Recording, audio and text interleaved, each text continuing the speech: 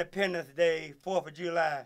Now one of the first things we got to say in Cleveland, wonder how many people going to get killed over the holidays. Ain't that a shame? We shouldn't have to live like that. No, we should. Lord have mercy. But I'll tell you what, I bet it's on the forethoughts of many people's mind in the hood. We trying to eat our barbecue, big bone barbecue. That's right. We trying to, guess what Sam, the vegetarian, said?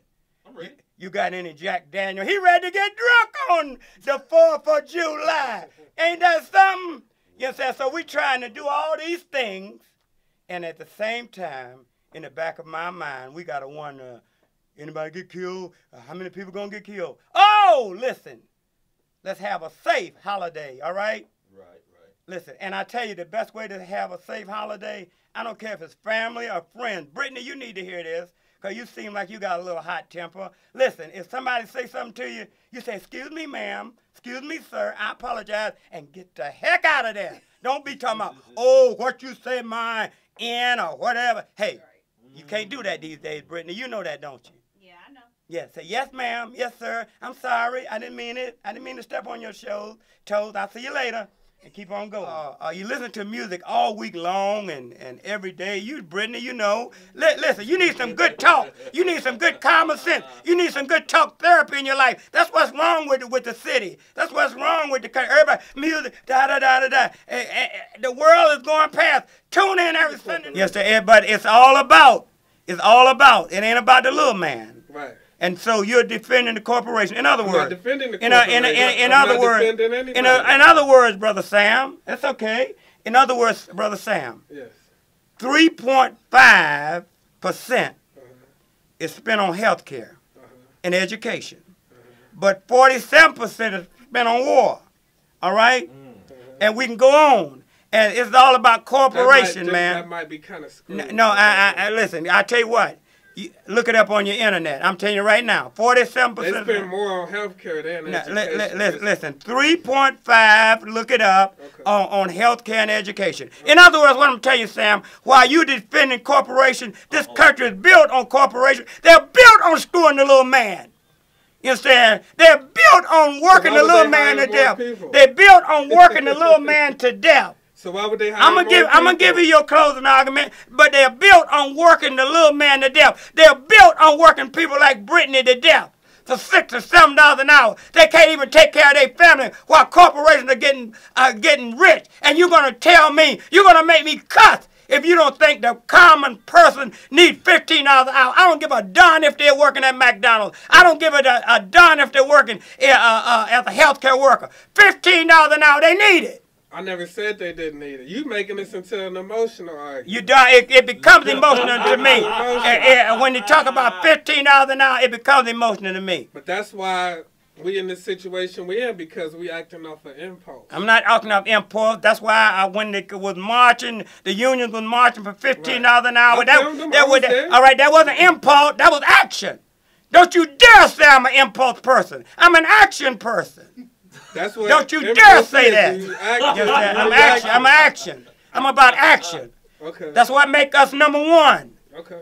You understand? That's what make I'm the number one activist in this darn city because I'm about action. Right. Let me tell you something right now. Cut that down a little bit. Let me scold.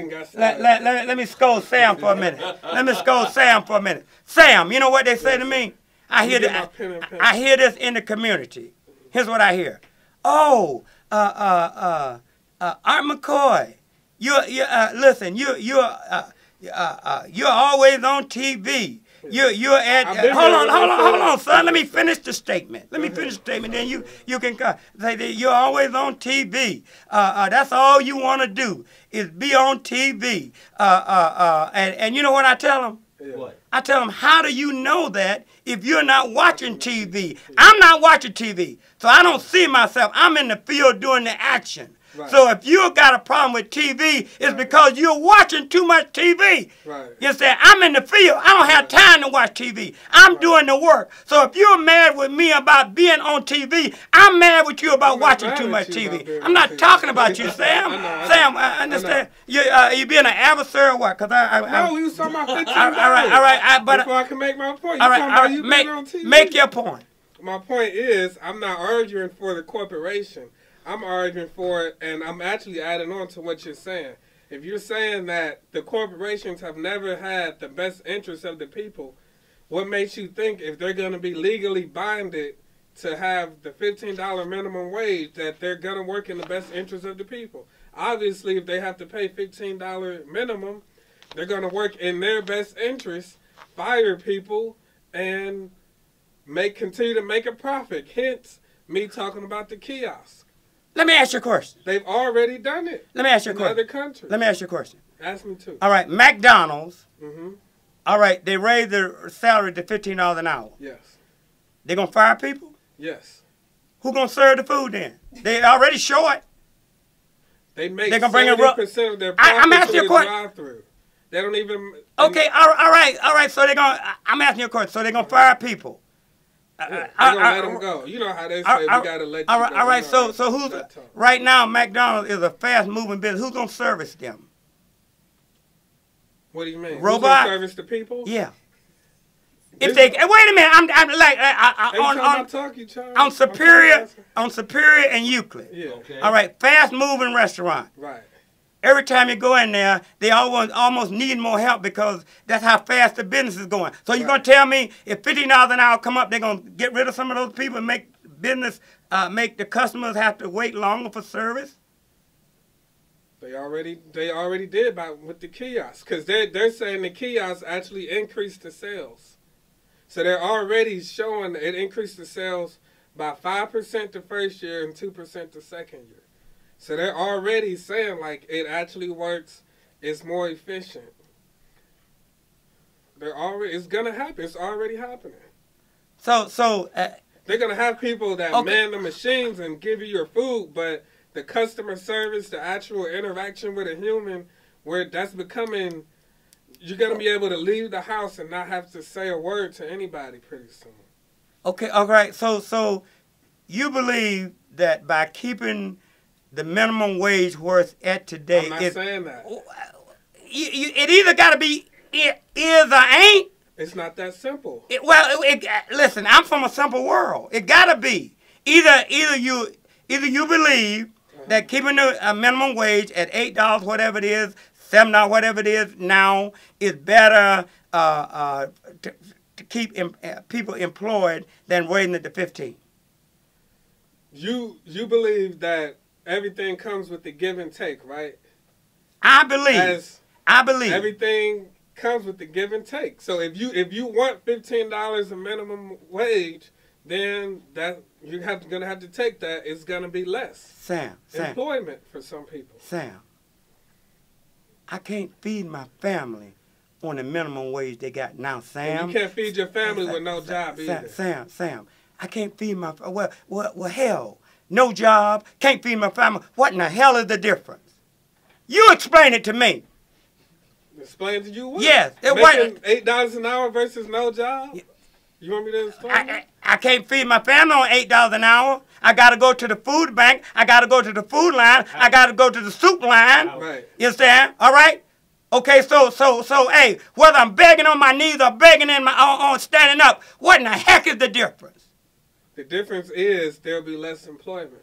That's a fact. I buy your. You know, it's robots that argue why you don't have to pay tickets now. Instead of you calling a lawyer for different stuff, they got lawyer robots that argue for why things is changing, man. Sam, I agree with you. Like you said a couple weeks ago, you living in a world you don't understand. Absolutely, Sam. Text from 314, St. Louis. The city workers got a new minimum wage of over $10 an hour, but it's going to be rescinded because the governor of the state didn't want them to have it and failed to sign the legislature. Cleveland.com did a whole article about Seattle, how they said the $15 minimum wage, the job, because that's another reason I did the Family Dollar thing. The mom and pop stores are gone. Now it's just Family Dollar, Dollar General. That whole thing, a family tradition and having a family store, whatever. Okay, that's so about to be gone. How much they work at? How much they make at Family Dollar? $8-9 an hour. It's a darn shame. They got worried about pistols be putting in their face. Right. It's a darn shame. And you agree with that. You agree with that. That they should have pistols in their face? What are you talking about? The standard of working condition at these Family Dollar General stores is okay. I'm painting a realistic picture. I'm not living in fantasy like $15 and it's not going to come with any issues. You got to talk about the issues. That's my job as an amateur journalist, whatever you want to call it. As a journalist, I got to give you both the realistic side. I love it. I'm dominating this conversation too much. 216-578-1490. 216-804-7462 is the text line. My reality is being a healthcare worker, only making $9 an hour, when I should be considered a skilled worker because of what I have to go through. I know I deserve 15 plus. Brittany, young woman, just coming up in the workforce. What's your comments on this issue? I can understand both of your views. I just think it's kind of messed up that, you know, people think that you can live off $8 or $9 an hour. I mean, when I was living in Mississippi, I was only making about $7-something. I had a car note, I had insurance. My insurance went up. I was in the negative. Like, I had to borrow money just to pay my car note and my insurance and my phone bill and my tuition. Like, I had a lot of things built up. And it's like you break your back trying to work extra hours, but still nothing adds up. Can't do it. I'm sorry, you finished? You go ahead. My first job, I was 14 and a half. I worked at Mark's. I got $5.25 an hour. I did the carts. I was the produce. I did the cashier. I did everything you could possibly do in that store for $5 in the corner. I even worked in the pharmacy. So it's not like I don't understand. I'm just saying, and they came out with the thing. You got to make at least $15 an hour, $16 an hour in every state just to at least have a 2-bedroom apartment or something. I'm not speaking against that. I'm just saying we should know what to expect if this comes. That's the job of the news. Sam, I respect your opinion. You don't have to defend it. I respect it. You really don't have to defend it. I respect it, man. You're heavy. I like it. You understand? But you also understand Brittany's position also, right? Yeah, I think everybody can relate to that. It's like, people still are going to struggle anyway, because, I mean, if they do go up to 15 an hour, the cost of living is going to go up. They're still going to struggle. Yes. No doubt about it. So, listen, next week, right at 655 Carnegie, listen, we need to pray on a lot of stuff. We need to pray on the crime, the violence. So, listen, right in the street, 655 Carnegie, we're inviting everybody to come out and filled with customers. Just like Saturday, man, I had to come in there and work myself. We had so many customers. So they're self-employed, but they make money because they're good. Did they pay you to work? Did they pay you to work a chair in your shop? Absolutely, self-employed. How much do they pay you to work the chair in your shop? Listen, you might be the Internal Revenue. I'm not telling you all that, man, on the air. Okay. I already told you I danced with once upon what I danced with. Okay, now you want to tell all my stuff? Yes. You have sponsors that contribute to your radio broadcast. How much of the profits from those sponsors that contribute to your broadcast go to Al and Sam? Listen, we don't have you know what our sponsors do. Our sponsors the only money we make is to maintain this show. You understand? We're not trying to make money. If I was trying to make money off of my sponsors, I'd have every yahoo in the world want to come on and sponsor this show. Listen, I only deal with people that I know are credible. So when like All Star Muffler and Ocho and all of those, I could have 10,000 a Jamaican restaurant. But I know what Chef Bryant's gonna do. I know the food he served. I believe you. I believe you. But my question is, yes, to what degree do Al and Sam share in any financial profit by virtue of being on your broadcast? Listen, the wealth that they get is by working here together. You understand? That's the wealth. I don't get no wealth, and they don't get no wealth. You understand? Listen. We didn't come here to be paid professional people on the radio. Al has a job. Sam, Melanated Media, who has a job. I have a job. I go on this radio station right here is to inform, educate, and do those kind of things. Okay. Okay. Well, with that in mind. Listen, this not Rush Limbaugh where he gets $18 million a year. I could pay people $15 an hour. I understand your would. point. I'm not even disputing it. I'm just saying, with that in mind, an employer can make the same argument to a healthcare worker, such as I think Brittany was saying she's a healthcare worker, but who's ever making $9 an hour. If they tell you in advance this is what the job is going to pay, and they pay you that when you take the job, they're saying the same thing that you're saying. Hey, Todd. Yeah. You're against $15 an hour for people, aren't you? No, I'm okay. Todd. I'll tell you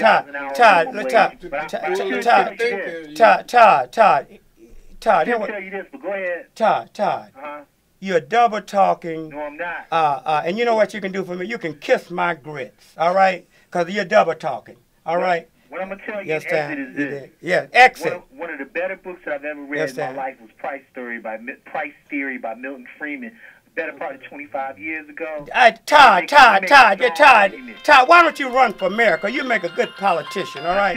Why don't you run for mayor? Because you make a darn good politician. Because you sidestep every issue in the whole wide world. You come with all this philosophized stuff. When have you did some action? Come on, man, I got to move on. When have you did some action? You're the greatest.